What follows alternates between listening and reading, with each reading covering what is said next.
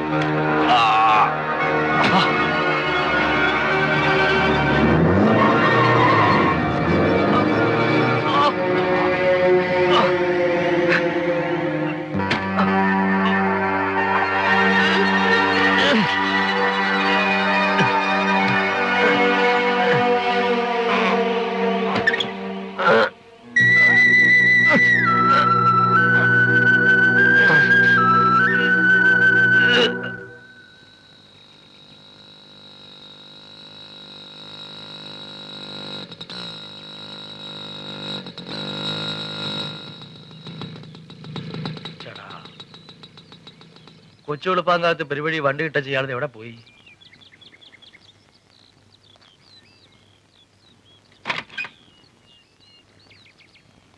Johnny,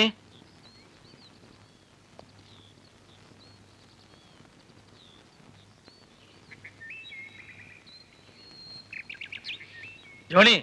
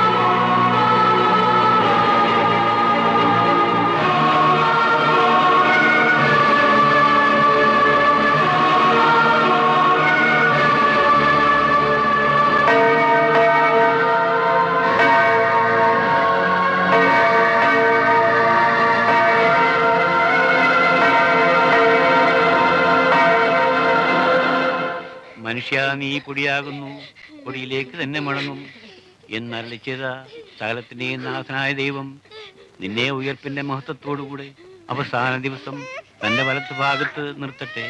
ജീവന്റെയും മരണത്തിന്റെയും നാഥും പിതാവും പുത്രനും പരിശുദ്ധാത്മായ സർവേശ്വര. കർത്താവേ, എന്റെ രക്ഷകനായ ദൈവമേ, രാവും പകലും നിന്നോട് ഞാൻ പ്രാർത്ഥിക്കുന്നു. എന്റെ പ്രാർത്ഥന നിന്റെ പക്കലെത്തട്ടെ. എന്റെ അപേക്ഷ നീ കേൾക്കണമേ.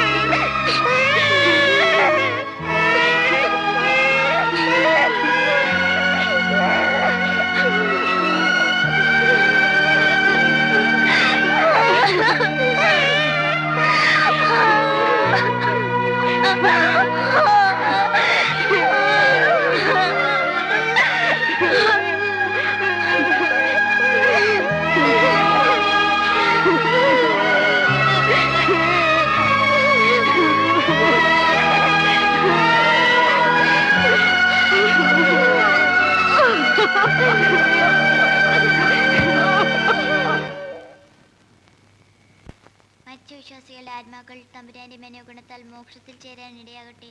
ഈശോ മിശിഹായ കർത്താവിന്റെ തിരുവിലാവിലെ ചോരയെക്കുറിച്ച് മരിച്ച ആത്മാക്കളുടെ മേൽ കൃപയായിരിക്കണമേ. സ്വർഗസ്ഥനായ ഞങ്ങളുടെ പിതാവേ, അങ്ങയുടെ നാമം പൂജിതമാകണമേ. അങ്ങയുടെ രാജ്യം വരണമേ. അങ്ങയുടെ തിരുമനസ്സ് സ്വർഗത്തെ പോലെ ഭൂമിയിലുമാകണമേ. അന്നു വേണ്ട ആഹാരം എന്നും ഞങ്ങൾക്ക് തരണമേ. ഞങ്ങളോട് തെറ്റ് ചെയ്യുന്നവരോട് ഞങ്ങൾ ക്ഷമിക്കുന്നത് പോലെ ഞങ്ങളുടെ തെറ്റിനെ ഞങ്ങളോട് ക്ഷമിക്കണമേ. തിന്മയിൽ നിന്ന് ഞങ്ങളെ രക്ഷിച്ചുകൊള്ളണമേ.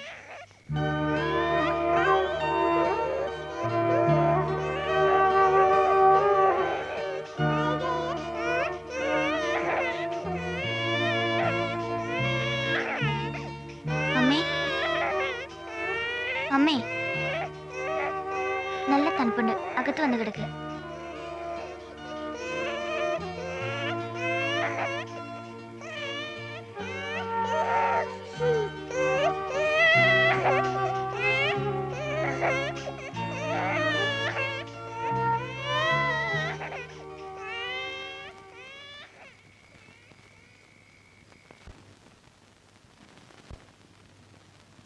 യോഹന്നാന്റെ സുവിശേഷം. ആദിയിൽ വചനമുണ്ടായിരുന്നു, വചനം ദൈവത്തോടു കൂടെയായിരുന്നു, വചനം ദൈവമായിരുന്നു, അവൻ ആദിയിൽ ദൈവത്തോടു കൂടെയായിരുന്നു. സമസ്തവും അവനിലൂടെ ഉണ്ടായി, ഒന്നും അവനെ കൂടാതെ ഉണ്ടായിട്ടില്ല. അവനിൽ ജീവൻ ഉണ്ടായിരുന്നു, ആ ജീവൻ മനുഷ്യരുടെ വെളിച്ചമായിരുന്നു. ആ വെളിച്ചം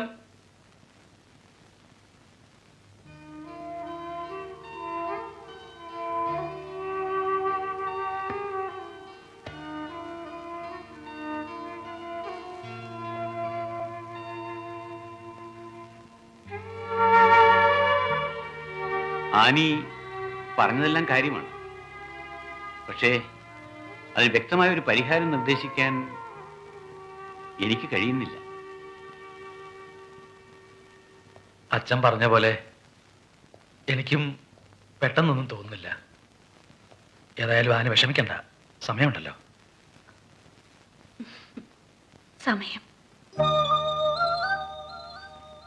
ഇക്കഴിഞ്ഞ ഒരാഴ്ച മുഴുവൻ ഞാൻ ആലോചിക്കായിരുന്നു.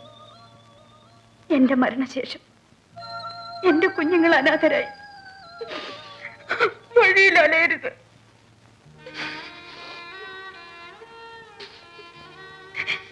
ഞാൻ കൂടി ഇല്ലാതാവുമ്പോ കിടപ്പാടം പോലും ഇല്ലാത്ത അവരും പിച്ചക്കാരും തമ്മിൽ എന്താ വ്യത്യാസം?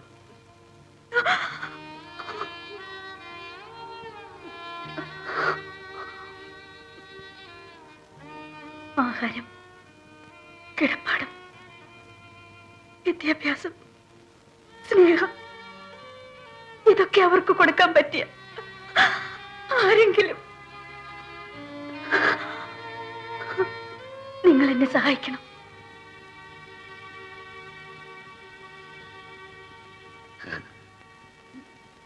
ഞങ്ങളൊന്ന് ആലോചിക്കട്ടെ. ആനി പൊയ്ക്കൊള്ളൂ.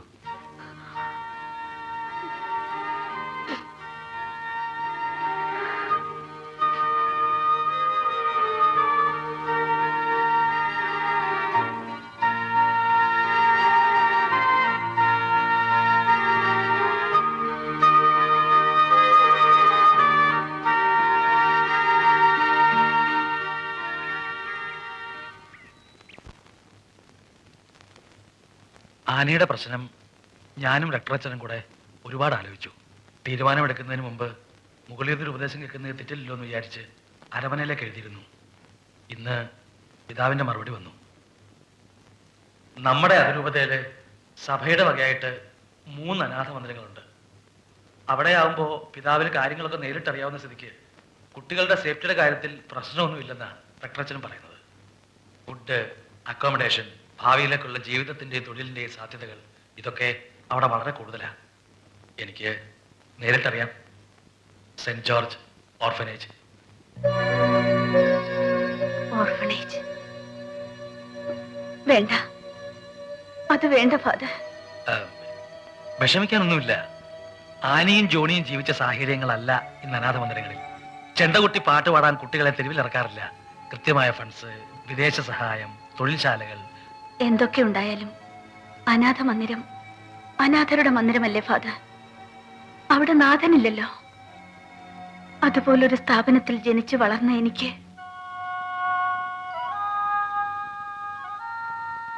കൃത്യമായി 3 നേരം ആഹാരം, ചിലപ്പോ അത് 2 നേരം.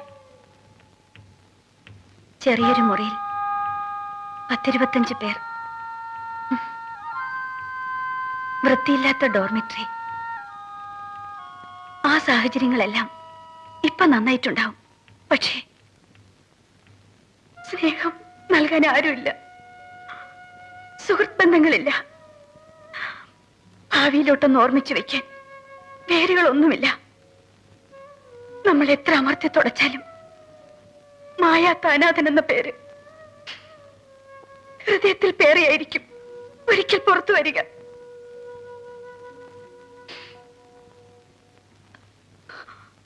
ഫാദറിന് ഒരുപാട് ബന്ധങ്ങളൊക്കെ ഉള്ളതല്ലേ? എന്റെ കുഞ്ഞുങ്ങളെ ഓരോ വീടുകളിൽ എത്തിക്കാൻ പറ്റുമോ? വീടുകളെന്ന് പറയുമ്പോ അഡോപ്ഷൻ. കുട്ടികളെ ദത്തെടുത്ത് വളർത്താൻ താല്പര്യമുള്ളവരുണ്ടാവുമല്ലോ.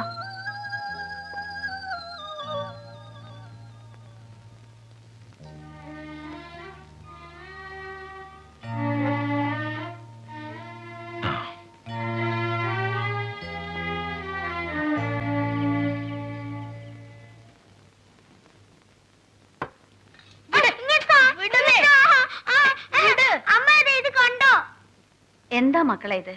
അത്താഴം കഴിക്കുമ്പോഴും വേണോ ഇങ്ങനെ വഴക്ക്? അമ്മേ, ഇവനൊരു മതി കഷ്ണം മതി. കൂടുതലാ. മോന് വേണ്ടത് അമ്മ തരില്ലേ? ദാ.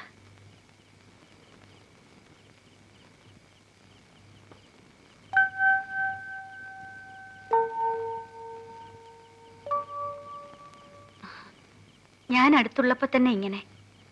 അപ്പൊ പിന്നെ അമ്മ ഇല്ലാണ്ടായ ആരുണ്ട് നിങ്ങളെ വഴക്ക് പറയാനും നിയന്ത്രിക്കാനും ഒക്കെ? ഉമ്മ എങ്ങോട്ടേക്കാ പോണേ?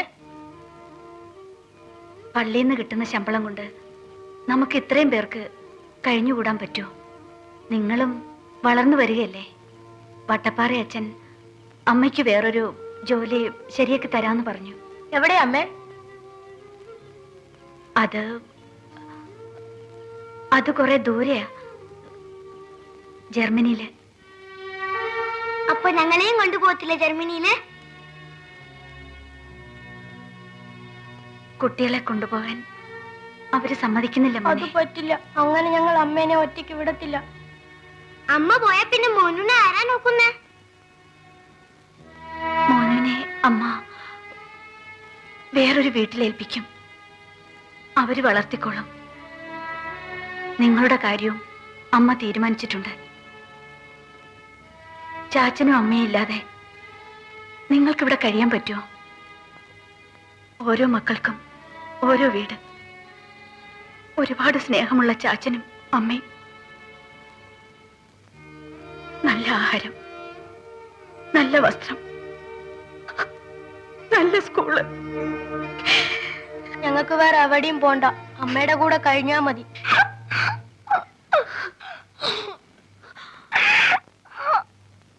മീനു,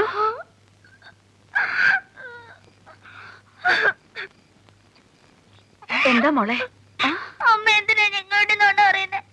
ജർമ്മനി പോവാന്നൊക്കെ സുഖമില്ലാത്തോണ്ടല്ലേ? അമ്മ മരിച്ചു പോവെന്ന് വിചാരിച്ചിട്ടല്ലേ?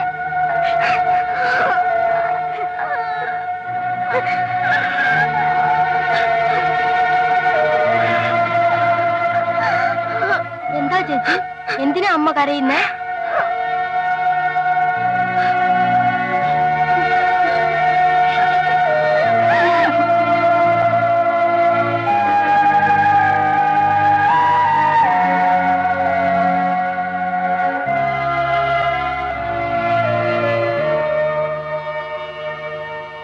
ഡോക്ടറല്ലേ ഇതൊക്കെ പറഞ്ഞത്, ദൈവമല്ലല്ലോ. ദൈവത്തിന് അസാധ്യമായത് ഒന്നുമില്ലെന്ന് അമ്മയല്ലേ ഞങ്ങളെ പഠിപ്പിച്ചത്. മോളെ, ഇത് ദൈവത്തിന്റെ തീരുമാനമാണ്. ഡോക്ടർ അത് മനസ്സിലാക്കി തന്നേ ഉള്ളൂ.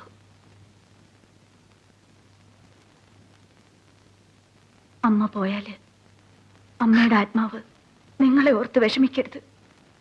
പള്ളിയിലും മഠത്തിലും ഒക്കെ വളർന്ന അമ്മയ്ക്ക് ഇപ്പോഴും വിശ്വാസമില്ലല്ലേ? ഞാനും പിള്ളേരും ഈശോയോട് ഒരുപാട് കരഞ്ഞു പറഞ്ഞു. മനസ്സോർന്ന് പറഞ്ഞ ഈശോ കേൾക്കും. എനിക്കറിയാം എന്റെ അമ്മയ്ക്ക് ഒന്നും വരില്ല. അമ്മ സമാധാനായിട്ട് ഇവിടെ ഇരുന്നാ മതി. ഞാൻ എങ്ങനെയെങ്കിലും ജോലിയെടുത്ത് അമ്മയും പിള്ളേരെ നോക്കാം.